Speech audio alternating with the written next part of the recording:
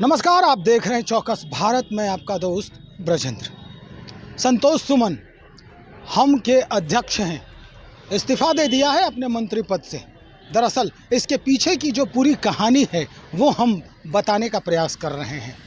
हम पार्टी पर दबाव पड़ी कि अब इन्हें विलय की ज़रूरत आ गई है और ये दबाव जनता दल यूनाइटेड के तरफ से थी, लेकिन हमको ये मंजूर नहीं था। सो हमने इस्तीफ़ा दे दिया मंत्री पद से।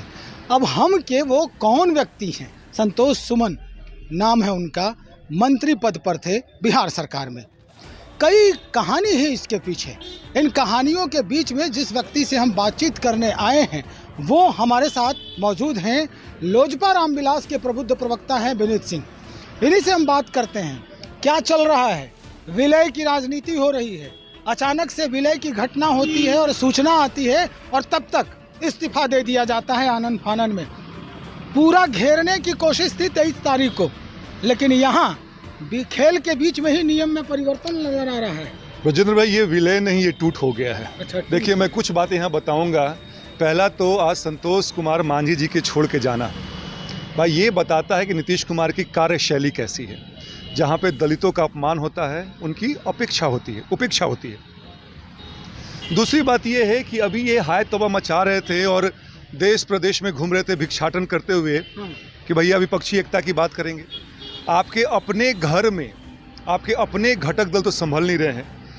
भाई मांझी जी दलित के बड़े नेता हैं और उनके पुत्र संतोष कुमार मांझी, जैसा कि आपने बिल्कुल सही कहा कि राष्ट्रीय अध्यक्ष जी हैं हम पार्टी की, अगर आप उनको संभाल नहीं पाए, उनकी क्या मंशा थी।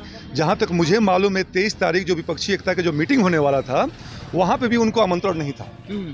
तो ये बात मांझी जी समझते हैं कि नीतीश कुमार जी कैसे कार्य करते हैं, वो दृष्टिगोचर भी हो गया है। लेकिन मांझी जी तो कसम खाए हैं। पूरी बात सुन लें। उन्होंने ये भी कहा था कि राजनीति में कोई कसम के मायने नहीं होते हैं। अच्छा। जब तक नीतीश कुमार जी उनकी बात सुनेंगे, नीतीश कुमार जी तो वही काम करते हैं सर ना, अगर उनके स्वार्थ का हो तो कभी इधर पलटेंगे कभी उधर पलटेंगे।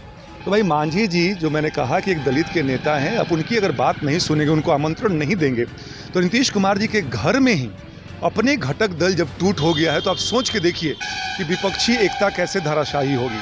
तो मेरा अपना मानना है कि इनका जो टूट है वो चालू हो गया है। 23 के बाद कुछ महीना में, 1-2 महीने के अंदर में जो विपक्षी एकता की जितनी भी कवायद है सर, वो औंधे मुँह गिरेगी। निश्चित तौर पर आप जो कह रहे हैं वो तो बिल्कुल ये लगता है कि वो समीचीन है, लेकिन एक बात समझ से परे है। अचानक से जदयू के तरफ से जो दबाव दिया जा रहा है हमको कि भाई विलय कर लीजिए आप, तो कहीं ना कहीं ये कोशिश तो है कि हम विपक्षी एकता को मजबूत करें, लेकिन ये विलय करने की कहानी, खबर ये भी सूत्रों के हवाले से आ रही है कि जदयू का विलय अब आरजेडी में हो रहा है, चूँकि प्रधानमंत्री बनने की कोशिश है नीतीश कुमार जी की।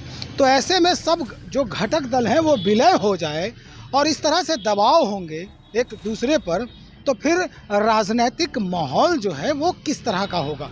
ब्रजेंद्र भाई, कोई भी पार्टी बनाता है तो अपने खून पसीने से सींचता है। हम जो है 2017 में जब नीतीश कुमार जी ने मांझी जी को बड़ा अपमानित करके निकाल दिया था, तब उन्होंने पार्टी बनाई थी। भाई 5 साल 6 साल से वो पार्टी को सींच रहे हैं। कुछ विधायक भी हैं, कुछ मंत्री भी उनके हैं। कोई भी नहीं चाहेगा कि हम विलय कराएं। अब ये प्रेशर टैक्टिस है, क्या है, मैं उस पर टीका टिप्पणी नहीं करूंगा कि पार्टी का अंदरूनी मामला है, लेकिन जहां तक मुझे समझ में आता है कि अगर मांझी जी की कोई बात है, दलित के बड़े नेता हैं, अगर नीतीश कुमार जी नहीं इस बात को समझते हैं तो आप सोच के देखिएगा बिहार के दलित, देश के दलित इस बात को देखते हैं कि नीतीश कुमार जी दलित भाइयों के साथ कैसा व्यवहार करते हैं।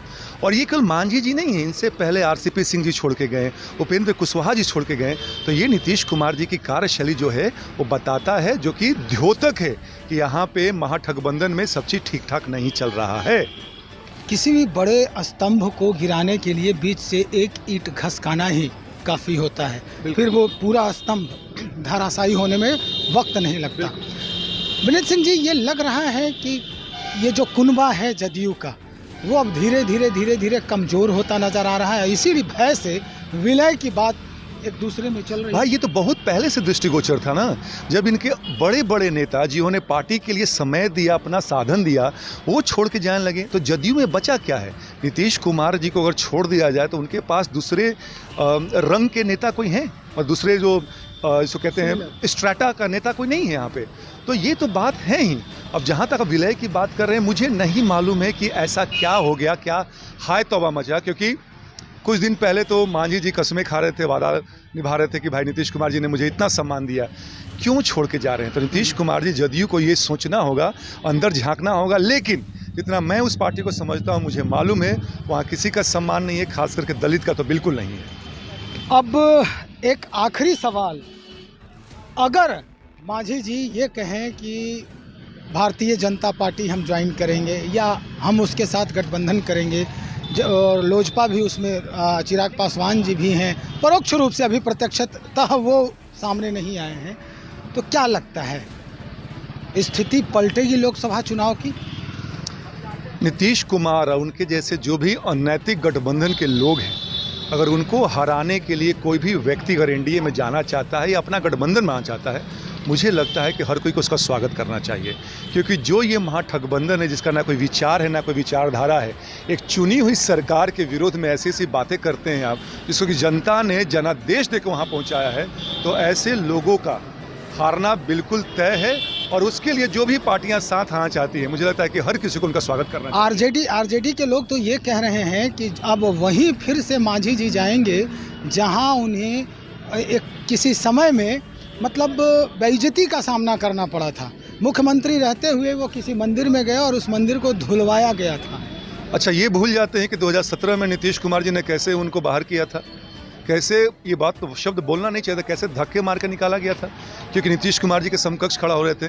तो भैया, जब खुद अब हमाम में नंगे हैं तो दूसरे की बात ना करें। पहले अपना कुनबा जो भानुमति का है, जो टूट के कगार पर या टूट की तरफ अग्रसर हो चला है, पहले उसको संभालिए, फिर दूसरे पर उंगली उठाइएगा। चलिए, बहुत शुक्रिया जानकारी के लिए।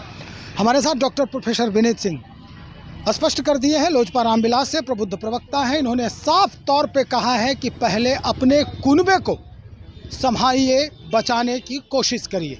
निश्चित तौर पर जीतन राम मांझी के लिए ये बड़ा ही एक विचार करने वाला लायक जो समय है या फिर माहौल करें, ये इस माहौल का भरपूर फ़ायदा उठाते नज़र आ रहे हैं और सही समय पर इन्होंने सही डिसीजन लिया है, ताकि इन्हें अपने सींचे हुए उस पूरे घर को, एक एक ईंट सजाए हुए उस घर को टूटने से बचाना है, उस घर को किसी और के घर में मिलने से बचाने की ज़रूरत थी। इस वजह से इन्होंने इस्तीफा दे दिया।